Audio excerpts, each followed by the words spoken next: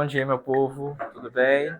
Sejam todos bem-vindos e bem-vindas. Hoje a gente vai ter essa reunião de estudos, que é a primeira, que eu espero que seja de muitas, para a gente aprender um pouco mais do que a gente trabalha aqui dentro do Canzoá. Para muita gente que vem aqui, tanto os visitantes quanto aqueles que nos conhecem nas redes sociais, provavelmente os que verão também esse vídeo, acabam tendo muitas curiosidades sobre aquilo que a gente pratica aqui, por ser muito diferente. Uma introdução que eu posso fazer ao tema de hoje é que todas as religiões afro-brasileiras são regionalistas. Todas elas têm características muito específicas de onde elas são praticadas. E o tema de hoje é uma breve introdução sobre as linhas que trabalhamos neste Canzoá. A linha de santuário, a linha de Umbanda e a linha de Quimbanda. E para a gente começar, a intenção é realmente uma breve introdução para só dar aquela esclarecida, para quando a gente for entrar em temáticas muito mais específicas lá para frente, vocês já tenham um pouquinho de noções de algumas coisinhas para fazer sentido nas minhas falas lá para frente, beleza? Vou começar pelo santuário, mas antes, aquela introdução da introdução. Para a gente entender as linhas de Umbanda, Santuário e Quimbanda, a gente tem que primeiro entender a linha, o conceito, e os antecedentes históricos para a formação dessas linhas. O que veio lá atrás para que elas hoje existissem tal como a gente pratica. Beleza? Só vou chamar a atenção uma coisinha, pedir a vocês o silêncio e as perguntas pro finalzinho, tá bom? Vai ter um timezinho ali que o Bonito vai me avisar, que aí no final vocês façam suas perguntas. Ah, mas se eu esquecer, pega o celular, dá uma notadinha, só para eu não perder o fio da meada no raciocínio que eu perco com facilidade, tá bom? Beleza? Gente, primeiro ponto para a gente chegar no que a gente tem de tema hoje. Linha. Todo mundo aqui já escutou, quem é visitante, quem é de dentro, né, da religião afro-brasileira, essa questão de linha. Linha de preto velho, linha de caboclo e por aí vai. Quando a gente fala no conceito de linha, nós temos dois. Principalmente, que geralmente nós vemos dentro da Umbanda e da Quimbanda de maneira geral. A linha de trabalho, preto velho, caboclo, e linha, num conceito que já é hoje em dia menos utilizado, e é o qual a gente vai falar hoje, que é aquela repartição, falando daquilo que se pratica. Ou seja, linha de Umbanda, linha de Quimbanda, linha de santuário. Este é um conceito que vai sendo formulado, principalmente ali no século XIX, final do século XIX, mas aparece nos jornais, nos primeiros livros, a partir do início do século XX. Linha é como se fosse, se eu pudesse assim, explicar exatamente de maneira assim meio, né? Como eu posso explicar, né? Como eu posso dizer? Para fazer sentido para vocês, é como se fosse a religião afro, a macumba, um novelo, e dela saem várias pontinhas de linhas. Então, dentro da macumba, que é um termo genérico, um guarda-chuva, o novelo, nós temos uma linha, que é a Umbanda, a Quimbanda, o santuário e diversas outras tradições que vêm de uma raiz única, uma raiz original. Certo? Breve introdução. A gente vai ter um dia que a gente vai falar só sobre linha e problematizar esse negócio aí, por que virou linha de trabalho e etc. Antecedentes históricos. Nós estamos na região noroeste fluminense, certo? É uma região que hoje, formada por 13 municípios, uma região muito grande do estado do Rio de Janeiro, e que ainda era maior há um pouco tempo atrás.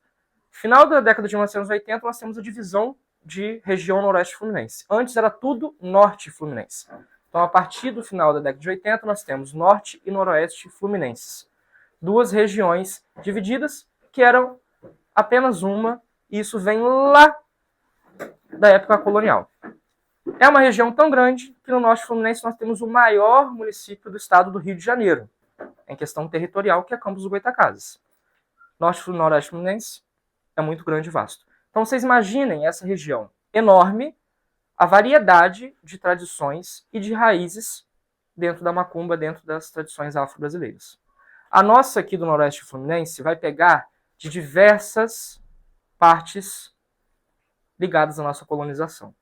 O Noroeste Fluminense, a gente pode dividir ele, como os historiadores fizeram na parte geográfica para explicar a nossa história, nos vales dos rios.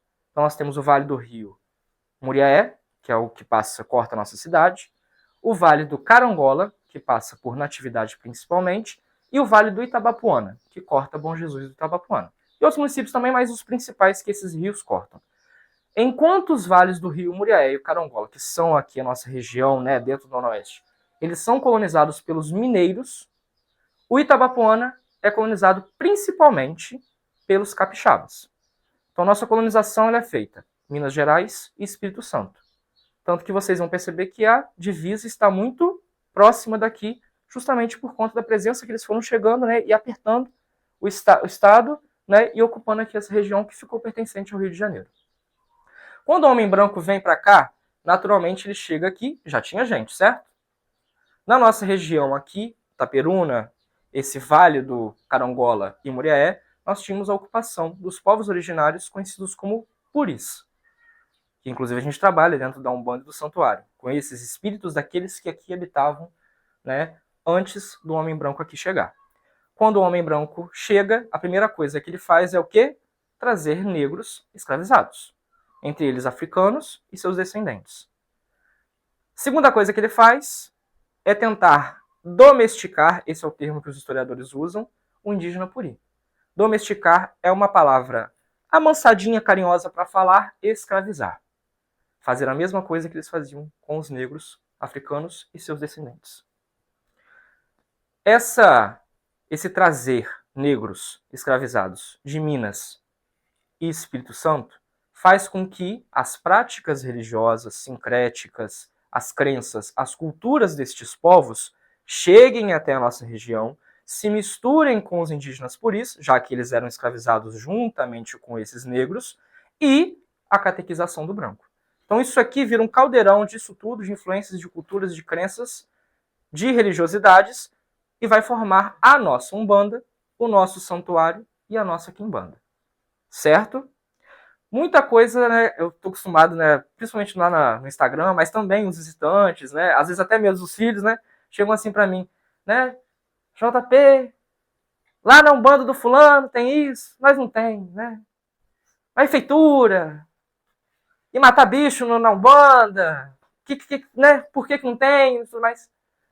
E uma explicação que eu posso dar, não posso explicar o porquê, né, aí também é outro dia isso também, mas acho que o que eu diria, assim, para esclarecer essa questão é o seguinte: a nossa Umbanda tem muito mais do que tem de menos frente às outras. Quando eu falo assim, muito mais, não é qualidade, longe disso, mas é quantidade de fundamentos, crenças, doutrinas, correntes, né, de espíritos que nós trabalhamos e cultuamos. Isso é melhor ou menor? Não. Isso é até um ensinamento do Pai João de Minas, um dos primeiros recados que ele deixou para mim na minha caminhada com ele. Ele dá uma mudadinha num ditado popular que a gente conhece. A régua que você usa para medir o outro, às vezes Deus pode usá-la, a mesma, para te regrar. A gente escuta, né, aquela coisa, né? A régua que você mede os outros você pode ser medido, né? Geralmente no ditado popular é assim. Mas ele explica que é regrar, porque às vezes a régua que você usa para medir o outro, para falar mal dele ou para compará-lo com ele, seja se diminuindo frente a ele ou diminuindo ele frente a você, Deus pode usar para regrar, usar como palmatória para te corrigir. Então é longe disso a nossa intenção aqui neste terreiro de falar que nós somos melhores ou piores do que o outro. Mas o fato é que a nossa religiosidade, Umbanda, Santuário, Quimbanda, frente às outras, temos muito mais fundamentos, elementos, doutrinas e crenças do que aquilo que às vezes nos acusam ou nos perguntam por que não temos. Certo? E a intenção desses estudos é justamente expor isso para vocês. Agora posso entrar nas temáticas específicas? Todo mundo deu para entender aquela, lembrando, breve introdução do que é linha e dos antecedentes históricos do que nos formou aqui? Gente, santuário. Todo mundo já ouviu falar de santuário, né? Todo mundo já ouviu falar de santuário? Santuário, santuário, santuário, santuário. Todo mundo, certo. Qual o porquê da palavra santuário? Vamos lá.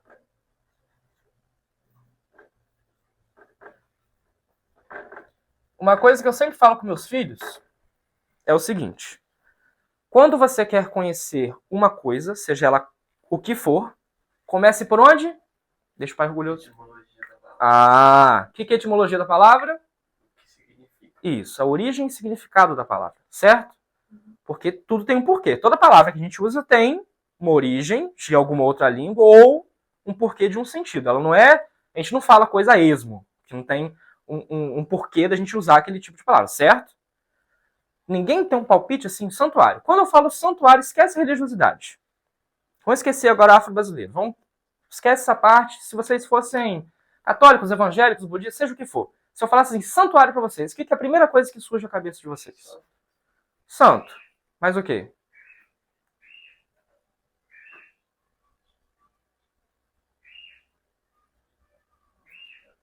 Eu venho de santo, mas quando fala em trem, já vou nem falar em santo. Qual que é o outro uso da palavra, além da nossa religiosidade, nossa linha, para a palavra santuário? Quando que as pessoas usam essa palavra lá fora? Igreja Católica, sendo mais específico. É um tipo de... lugar de oração ali. A gente vai para orar, pedir, agradecer. É um tipo de templo. Um tipo de templo. Isso. Porque a igreja católica tem vários tipos. Capela, paróquia, santuário, catedral, basílica, assim vai indo, não é? Então, santuário é um tipo de templo. É esse o uso do emprego da palavra na língua portuguesa, certo? É um tipo de templo. A outra coisa que Arthur falou está correta. Santuário vem dessas duas raízes possivelmente, mas principalmente a que o Arthur falou que é aprovável. Né? Santo, santuário. Por que o santo? Porque todos os mais velhos explicam que esta é uma linha muito santa. E na prática, grande parte dos espíritos que se manifestam na linha de santuário recebem o nome de santo. Santa Maria Madalena, São Jorge Guerreiro, São Sebastião Flecheiro, São Francisco Manuel Marinheiro, São Francisco das Oliveiras, e assim vai indo, certo?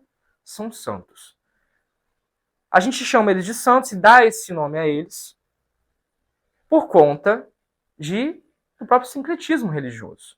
Porque quando o homem branco chegou aqui e mostrou, né, a catequese, aquela coisa, a catequização dos indígenas, os próprios negros escravizados e tudo mais, eles explicavam, olha, lá no céu tem Jesus, a Santíssima Trindade, Maria, e tem os santos, a comunhão dos santos e tudo mais. Quando esses negros que tinham as suas práticas, que traziam, né, das suas terras as suas práticas de manifestação de espíritos, de incorporação, de transe, os próprios indígenas que também tinham essa comunicação com os espíritos, e os puris, alguns deles também tinham transe de manifestação de espíritos, eles entendiam, faziam aquele paralelo, de que esses espíritos que eles cultuavam, né, que eles ofereciam culto, eram similares aos santos. Da mesma maneira que a Igreja Católica, né, rezava para eles, pedia coisas a eles, acendia velas a eles, e aquela coisa toda de devoção, eles também tinham com esses espíritos que eles cultuavam. Então, por isso, esses espíritos que eles cultuavam, aos poucos, eles foram também chamando de santos. No sentido de que o São Francisco Manuel Marinheiro está no mesmo patamar que o São José, da Igreja Católica. É nesse sentido. Agora, o que é a linha de santuário? Quem sabe me dizer?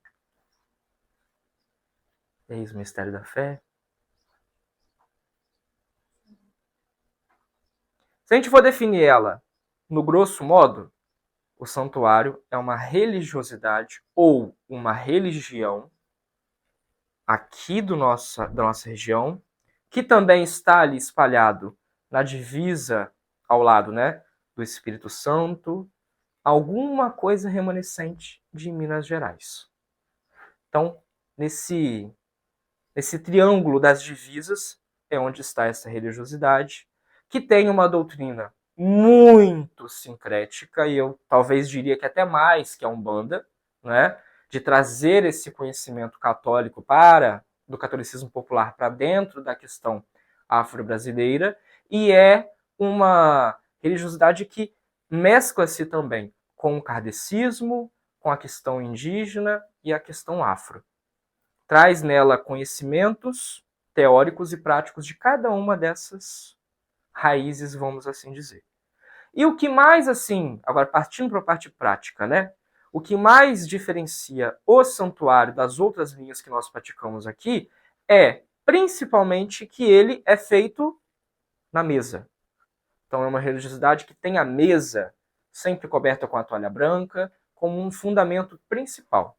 Tanto dentro dos centros, os locais, né, de prática do santuário, como também nas casas de seus praticantes, altares domésticos. Sempre o elemento principal é a mesa. O que geralmente na Umbanda, nós também temos a Umbanda de mesa, né? Inclusive nós temos aqui no Canzoar. Mas, enquanto na Umbanda de mesa, a mesa é muito mais um elemento, vamos dizer assim, material necessário, no santuário já é o elemento mais sagrado. Não só prático, mas é sagrado.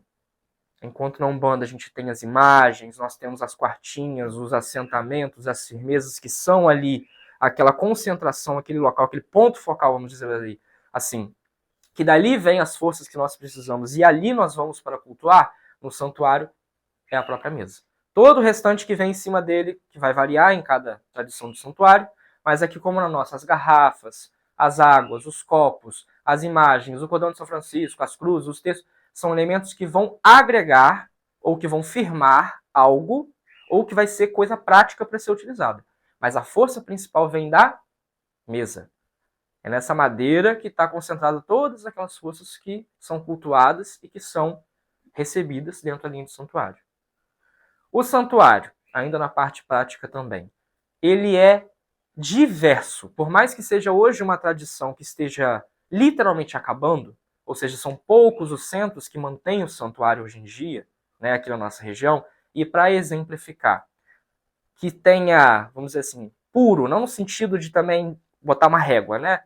Uma é mais puro, outra é menos puro, não é questão disso. Mas puro no sentido de ter um centro que é só linha de santuário. Não se trabalha com banda, nem se trabalha com quimbanda. Não existe nenhum na nossa região mais. Mesmo aquele, tem o lado fulano, mas trabalha com boiadeiro da Umbanda, trabalha com preto velho da Umbanda, trabalha na mesa, mas são espíritos de Umbanda que, por mais que se adequem à doutrina do santuário, a forma de se fazer o santuário, trazem sabedorias, pontos, cantigas, culturas, jeitos da Umbanda. Por mais que seja uma prática ainda, né, ainda exista, mas quase em extinção, onde ela ainda resiste, você vê claramente a diferença de um para o outro, assim, gritante. Uns santuários são mais puxados para o kardecismo, e é sempre dizendo, gente, na parte prática, tá? Doutrina é uma coisa que puxa-se muito mais para o lado católico. Mas, na parte prática, alguns puxam mais para o kardecismo, outros puxam mais para uma parte muito parecida com a Umbanda, então puxa para aquela parte muito mais afro, outras aquela parte católica, muito católica, que tem uns resquícios ali de coisa afro e coisa kardecista. É uma prática muito diversa. E a gente pode dizer o mesmo de quem? Da Umbanda. A nossa Umbanda é a mesma coisa. Também está em extinção, não dizendo a religião, mas a nossa tradição regional de Umbanda. Hoje em dia, muitas tradições de fora da capital, Rio de Janeiro, algumas até do sul do país já têm vindo para a nossa região e se difundindo.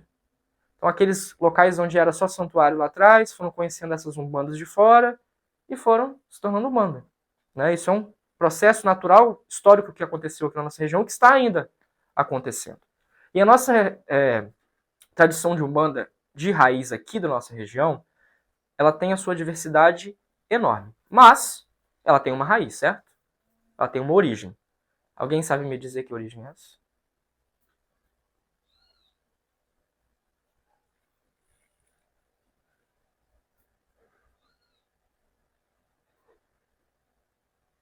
Isso aqui tá me deixando com vergonha hoje, gente. O que tá acontecendo?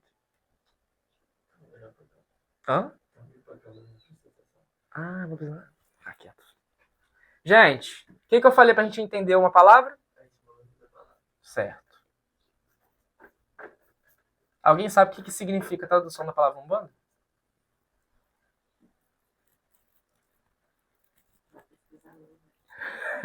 Não vale o Google agora, não. Gente, Umbanda é uma palavra que é encontrada em duas línguas. O Umbundo, olha como que o nome da própria língua é parecido com a palavra, né? Umbundo e Quimbundo são duas línguas faladas pelos povos bantus. E perceba o plural, povos bantus. São vários povos de uma região específica da África. Dos atuais países Congo e Angola. Então, ali nos países de Congo e Angola, nós tínhamos, né, e hoje temos os descendentes desses povos bantus que ali residiam, foram escravizados pelos portugueses e trazidos para o Brasil, certo? São esses povos que são os primeiros a chegar no Brasil. O primeiro escravizado que chega aqui no Brasil, que é lá no Nordeste, eu acho que é Francisco, agora não me lembro exatamente o nome dele, nem o ano, mas o primeiro registrado a chegar no Brasil é um banto, que veio da região de Congo e Angola atualmente. Esses povos trazem com eles a sua religiosidade, a sua crença e já trazem o sincretismo religioso, que é outro tema que a gente vai falar mais lá para frente, né? Então, esses povos bantus dos atuais países de Congo e Angola, eles lá já praticavam o sincretismo religioso, porque já era o reino de Congo, já era um reino católico, quando Portugal começa a trazer os escravizados de lá. Então lá já havia catequização, já havia o catolicismo muito forte naquela região, e muitos já vieram para cá, e por conta da legislação vigente, eles já vieram para cá batizados. Pelas leis católicas que eram colocadas no Império Português, os negros deveriam, antes de vir para a África, batizados, convertidos à Igreja Católica. Salvo exceções, quando por algum motivo muito específico eles não eram batizados lá, para eles serem passados para a venda, né, para o destino final, vamos dizer assim, antes eles deveriam ser batizados. E muitos deles vieram de lá convertidos mesmo, católicos, apostólicos, romanos.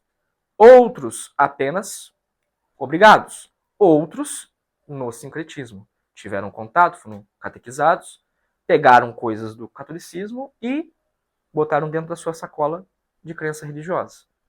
Porque há o que os pesquisadores falam, que os bantus, os povos bantus, eles têm um sentido muito... Me foge a palavra agora, mas vou tentar explicar com outra. Eles têm um sentido muito de... Oh, meu pai eterno. De... Não é uma amizade, mas uma... De pegar aquilo que é bom do povo que ele tem contato e trazer para agregar o seu. Explicando assim melhor. Então, quando eles iam para alguma tribo, algum povo e conquistava aquele povo, pegava-se muito da cultura, da religiosidade, dos saberes, das práticas e juntava-se com os deles e fazia alguma coisa nova com aquilo dali. E muitos deles fizeram isso com a religiosidade católica. Todos já perceberam uma coisa que tem na mesa do santuário ali. Aquele Santo Antônio de chumbo ali. Pega ele para mim, Simone, por favor. Todo mundo já reparou nesse Santo Antônio, certo? E o Santo Antônio de chumbo é um elemento na afro-brasileiro, né? Muito presente em todas as tradições afro-brasileiras, certo? Todo mundo já ouviu falar alguma coisa de Santo Antônio de chumbo. Isso quando no avô ou pai tinha um pequenininho que botava na carteira, ou que botava dentro de um saquinho e botava no bolso, ou o famoso, né, como a gente só acha que tira o menino para fazer simpatia de amor, né? Todo mundo conhece o Santo Antônio de chumbo. É difundido em todo o Brasil, em todas as tradições afro-brasileiras, tem isso daqui. E a origem disso é povo banto. Um dos santos que era que eles levaram de devoção, né, para a África, naturalmente, pelos franciscanos, um dos santos, né, de devoção, franciscano não, gente, os jesuítas, um dos santos de devoção muito fortes era Santo Antônio. Ainda mais que era um santo que passou em Portugal, né? Santo Antônio de Lisboa. Então os portugueses tinham uma devoção muito forte a Santo Antônio e levavam ele nas suas missões catequéticas, construíam igrejas em sua honra e tudo mais. Então lá eles tiveram contato com Santo Antônio, gostaram da imagem de Santo Antônio e originaram o Santo Antônio nó de pinho, como a gente fala. Que também existe hoje em dia, mais difícil de achar, aquele Santo Antônio de madeira pequenininho. Depois virou de chumbo. Aquilo dali eles pegavam aquela imagem de Santo Antônio, reproduziam ela com elementos afro e faziam as suas mandingas, os seus feitiços, os seus encantamentos com aquela imagem. E trouxeram isso já de lá para a África para cá. E isso permanece até hoje. Além de muita coisa que eles trouxeram. Vamos voltar para a palavra? Não, eu fico falando que eu falei que era para ser uma bela introdução, eu vou entrando nos negócios também. Mas... A palavra Umbanda, como eu falei, Quimbundo e Umbundo, desses povos bantos. Umbanda, gente, significa arte de curar. É cura. Arte ou ofício ou maneira de curar. Por que a cura? Por dois motivos. O primeiro, que é o mais óbvio, vamos dizer assim. Estamos pensando em povos africanos que, nessa temporalidade colonial, ou seja, século XVI, XVII, XVIII, início do XIX, tinham acesso à medicina? Como que era o mundo dessa época? A medicina era desenvolvida como nós temos hoje? Não. Pensa no povo tribal. A figura de quem cura, quem é responsável pela cura, pelos saberes ancestrais de cura, é sempre atrelado aos saberes religiosos. Então a prática religiosa desses povos bantus era muito relacionada a curar, resolver males físicos e espirituais, que é o segundo motivo. Porque Umbanda de verdade, aí todo mundo quando a gente pergunta, né, o que é Umbanda? Amor, caridade, a manifestação do espírito, a prática da caridade, não sei o quê, papapipopopó. A gente resume isso tudo em uma coisa só. Cura. É a cura do corpo e do espírito. E também de outra coisa que é a mente. A nossa coroa.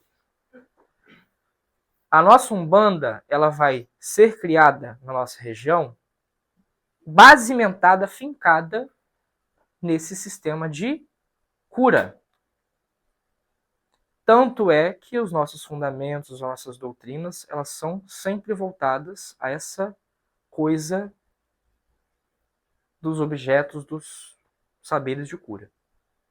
Qual que é, isso é bem específico da nossa Umbanda, da nossa região, é claro, depois de Deus, Oxalá e tudo mais, qual que é o principal espírito na nossa Umbanda? Isso. A Mãe Raiz. O que é a Mãe Raiz? A Mãe Raiz é um espírito que nós acreditamos que é como se fosse a alma da mata da floresta. E o nome dela não é à toa. A origem dela era de vários saberes dos próprios puris, que cultuavam muitos elementos naturais da nossa região. Todo mundo já ouviu falar da pedra elefantina? Já viram um brasão de Itaperuna? No meio não tem aquela... Literalmente no meio do brasão. Tem assim, ó. Preto. Com uma cruz no meio. Certo? Lembrem. Esse símbolo aqui, gente, é a pedra elefantina. Itaperuna. Caminho da Pedra Preta. A pedra elefantina é um nome que foi dado pelos brancos que, quando a descobriram, certo? Pedra Preta era o nome que os puris davam para ela por conta da sua coloração prateada, né? Escurecida pela ação do tempo. Essa pedra era cultuada pelos puris como, vamos dizer assim, entre aspas, uma divindade, um ser espiritual. E tanto era cultuada, respeitada e reverenciada, que ela era a linha divisória dos territórios entre os puris e os coroados. De um lado, coroados, puris para cá. E ali em volta dela não existia guerra, não existia conflito, pelo respeito que ambos tinham por ela. Certo? Voltando para a Mãe Raiz. Uma das práticas dos puris, de vários deles, era de enterrar os seus ancestrais nas raízes de árvores frondosas ou frutíferas. Então, quando se tinha aquelas árvores que eles também continham como objeto de culto na mata, que era aquela árvore grande, assim como a pedra elefantina, aquela árvore diferente, grande, ou com alguma coisa bem específica que eles usavam para se localizar, por exemplo. Naquela árvore, eles separavam as suas raízes para enterrar aquele ancestral principal, né? Aquele chefe daquela tribo, daquele povo, né? Uma pessoa de referência, um guerreiro de referência, ali enterravam. E uma das práticas eu vou usar a palavra de outra tribo, né? Pajés, que são aqueles líderes espirituais e também, né, da medicina desses povos, faziam, uma das práticas deles era irem até as raízes dessa árvore para evocar o espírito daquele ancestral e pedir a ele aquilo que era da necessidade do seu povo.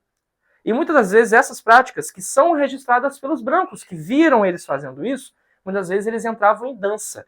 Aí eles descrevem, dançavam em volta da árvore, falavam coisas, né, mudavam o tom de voz, claramente a incorporação. Né? O espírito se manifestava, deixava ali recados para aquele povo que estava ali reunido em volta daquela árvore, dava palavras de força, palavras de poder, palavras de ordem, para que o povo seguisse. Raiz. Certo? É das raízes que vem a sabedoria ancestral para o povo puri. E o outro motivo, mais um deles, é que eles acreditavam que o seio da terra, lembra que eu falei a alma da mata, né? Que o seio da terra, entre as raízes, era onde estava a força que eles tinham para guerrear e para caçar. Certo? O outro motivo, que é o último, prometo, é a questão da raiz ser tão importante dentro da nossa prática. As garrafadas, principalmente, que é muito forte no santuário, os remédios, os chás, os banhos, que remetem muito à raiz. Enquanto, isso também é uma diferença nossa, enquanto muitas umbandas outras têm essa coisa com a folha, tem essa coisa com, às vezes, com a flor, né? A nossa umbanda, ela puxa mais a raiz das plantas, como elemento de poder dela. Quem nunca tomou um chá de macaé com raiz e tudo? Que com raiz é mais forte. Vocês já escutaram isso dos mais velhos? Chá com raiz é mais forte. Já escutaram isso? Isso é coisa muito específica da nossa região.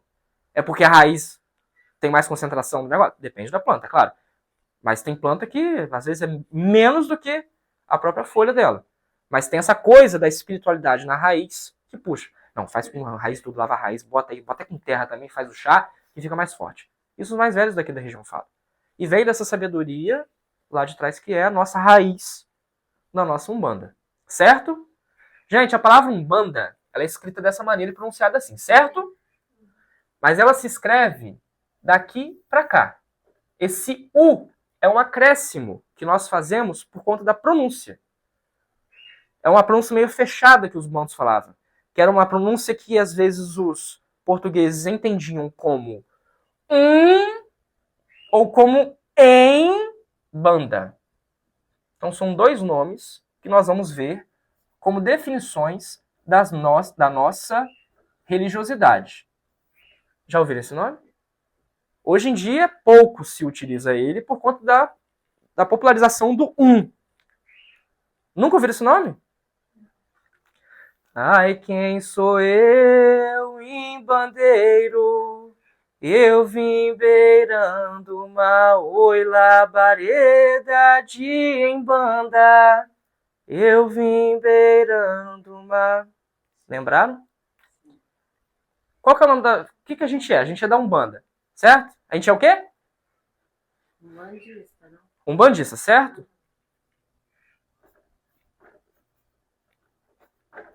Nas antigas, gente, nós éramos embandeiros. Tanto que é daí que vem essa corrente, a corrente dos velhos embandeiros. Certo? Que cantam esse ponto. Que geralmente também é cantado por demandista. Certo? São velhos dessa época da Umbanda lá, desses espíritos lá de trás, que na época que ainda usava esse nome em banda. Certo? Eu achava que era quimbandeiro. Não. Ia puxando pontinho assim que eu já certíssimo. Embandeiro, que essa é uma corrente de Umbanda. Entendeu? Entenderam? A gente usa muito na linha de demanda. Exatamente. Que é uma linha que geralmente ela tem uma linha específica que canta esse ponto também, que é os demandistas, mas que essa corrente de bandeira, né, ou linha, ela tá pertinho. Por quê? Aí eu vou puxar esse gancho para entrar na quimbanda. Por quê? o embandeiro, o demandista. Lembra que eu falei que nossa Umbanda tem muitos espíritos, além daquelas que a gente está acostumado a ver? Demandista é outra linha, outra corrente, certo? Ó, foram duas aí que o pessoal não conhece. Embandeiro, demandista e outra. Vamos ver se alguém vai lembrar. Que é bem antiguinha e tá juntinho com essa galera aí. Que são duas, mas em alguns lugares é uma só. Vamos ver se vocês vão lembrar. Cantagalo. Barra, que alguns dividem, são duas linhas diferentes, alguns são a mesma. Folguista. É folguista, né? Folguista. Às vezes a pronúncia é foguista, né? Mas é folguista. Porque eu sempre vi os guias que tinham esse nome, mexendo muito com fogo mesmo. Exato. Isso. Alguns tiram L, outros colocam o L. Entendeu? Mas o certinho mesmo assim era folguista. Meu filho, o normal mesmo deveria ser foguista. Mas não sei por que ficou folguista. Tem um mistério aí? Tem, mas não sei qual que é. A linha de cantagalo, a linha de foguista, que pode ser, né, a mesma, a de demandista e a de embandeiro, são todos velhos, a gente fala. São pretos velhos? Não, são velhos. Por quê? Neles pode ter um que a gente chamaria de caboclo, pode ter um indígena, pode ter um miscigenado, pode ter um branco, pode ter um negro, pode ter um africano ou um negro brasileiro. Varia muito. Então a gente chama eles de velhos, porque são espíritos velhos de diversas... Exatamente. Isso. Tataranhão é outro rolê, que eu acho que é um que eu vou falar um dia de estudo só sobre eles, que dá pano pra manga. Mas é outra corrente também que a gente tem aqui no nosso Umbanda. Certo? Gente, essas correntes ou linhas, que aí é o ponto da Quimbanda, elas trabalham naquilo que em algumas umbandas, isso também é raro de se ver nas umbandas lá, mas existe, era mais comum no passado, que são chamados de velhos tronqueiros. Vamos lembrar que na nossa região, Umbanda, Quimbanda, certo?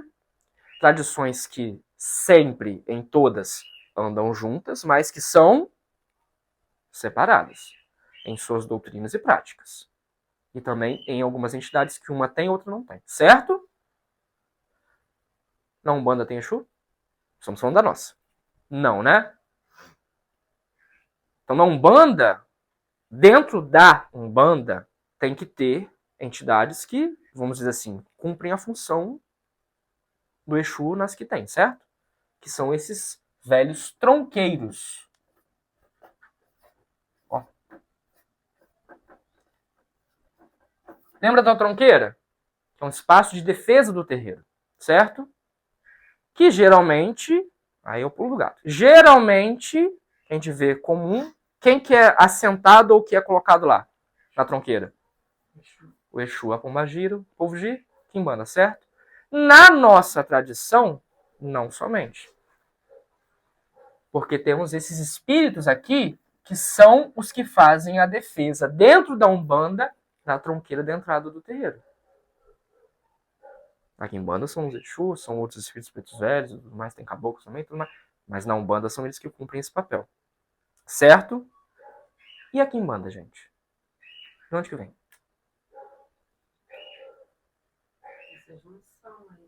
Bom na etimologia? Palavra parecida, não é? É ou não é? Mesma coisa. Vem do banto, vem dos povos bantos. Tem tanto nas línguas Umbanda e Quimbunda tem ela lá, essa palavra. E ela significa nada mais, nada menos, porque, ó, lembra que eu falei que a palavra começa daqui? Na escrita, né? Só bota aqui o E ou U para pronúncia, certo?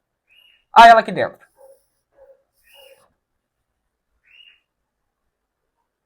Esse que pode vir também assim, ele é um... Como é que fala que vem antes da palavra? Prefixo. que ele vai juntar com a palavra Umbanda e ele vai definir aquela palavra como aquele que pratica. Enquanto a palavra pura, Umbanda ou Imbanda, significa a arte de cura, o Quimbanda é aquele que a pratica. Certo? Então, o Quimbanda é nada mais nada menos do que o curandeiro.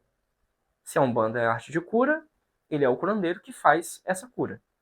Também é coisa dos povos bantos.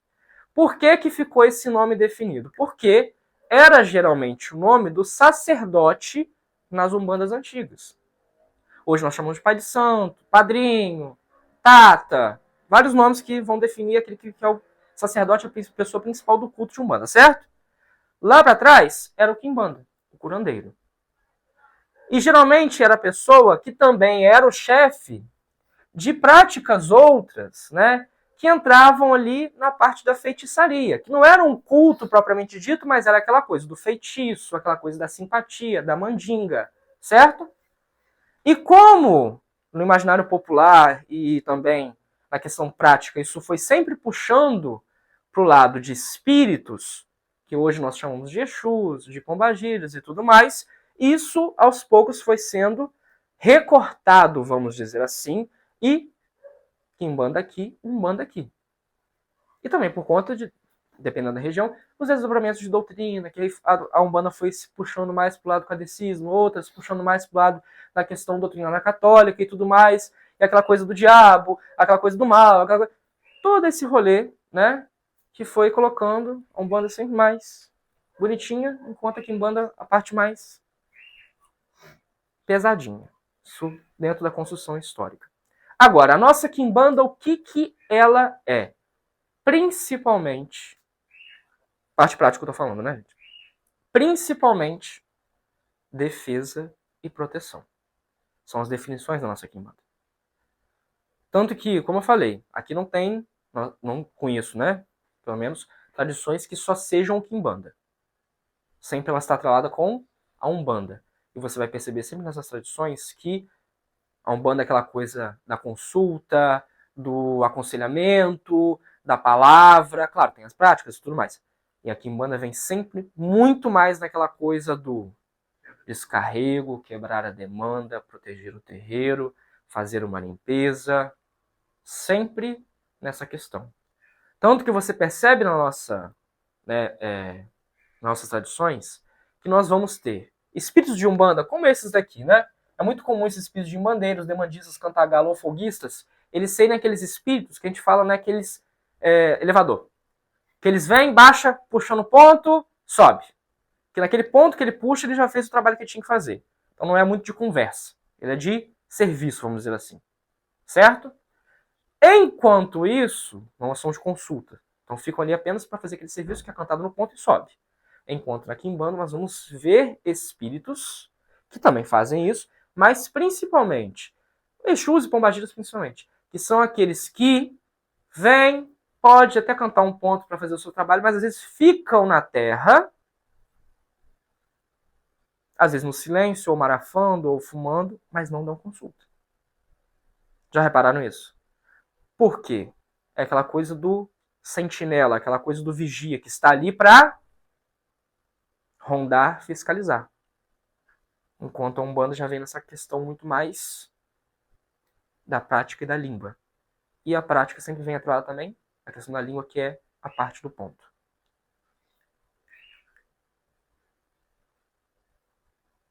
Eu fico assim, as caras, eu fico tentando decifrar o que cada um está pensando.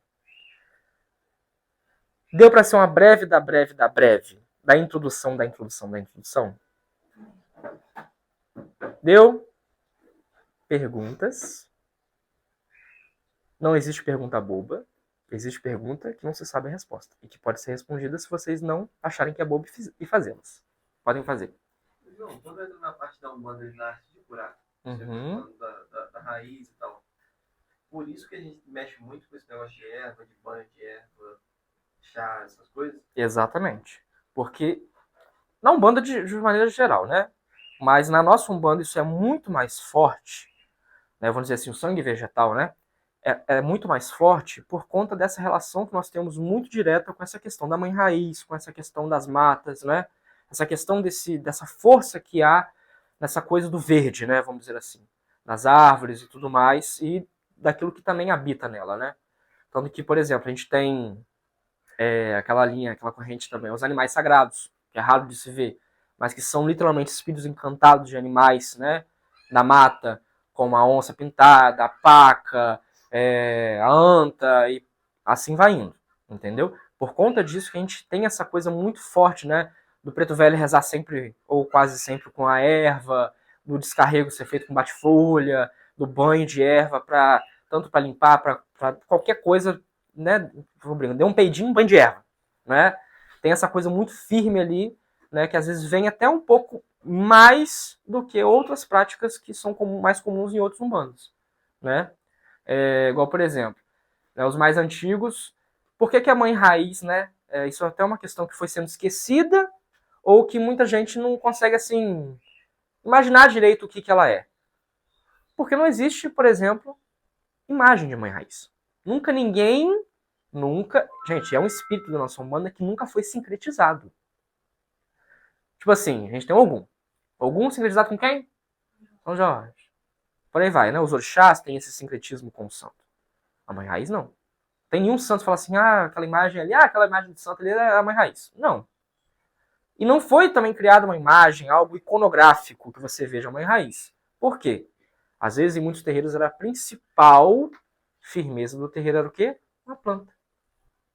Aquela planta ali era a firmeza da mãe raiz. E ninguém sabia. Por isso que a gente tem a planta como o principal naquilo que a gente peidou. Planta. Na parte ali de demandista, que aquele guia elevador que desce, faz a limpeza, sobe, às vezes não dá consulta, não fala. Uhum. Mas por que tem guia, até mesmo que dá consulta, que desce só para fazer a limpeza, sendo que tem os demandistas? Aí são os mistérios da espiritualidade, vamos dizer assim. Isso também vai variar muito a coroa da pessoa, né? O que papel que aquela entidade faz ali, né? E qual papel que aquela entidade cumpre na coroa daquela pessoa. E isso vai dizer muito do porquê de ser ela que vai limpar e também atrelado ou a questão do momento em que aquele médium está, o motivo pelo qual tem que ser a limpeza. Então sempre alguma coisa ali. Mas isso é uma questão que você falou, limpeza do médium, né?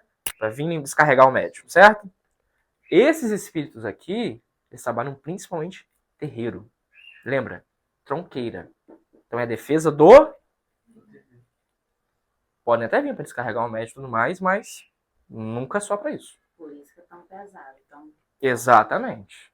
Porque aquela carga é um peso imenso, que são entidades bem pesadas na sua natureza, e que vem em um curto espaço-tempo. Então ela vem, você pula tudo por cima, porque não tem tempo de você firmar, dela... vem e veio. E vai embora. Tá bom, gente? A gente chegou ao final, senão eu abria para mais perguntas caso tivesse. Mas em breve nós teremos mais. Fiquem aí ligadinhos na nossa agenda, que eu vou divulgar os próximos estudos. Espero que vocês voltem. E podem perguntar também lá no privado. Eu só falei de graça, tá? Pode perguntar à vontade.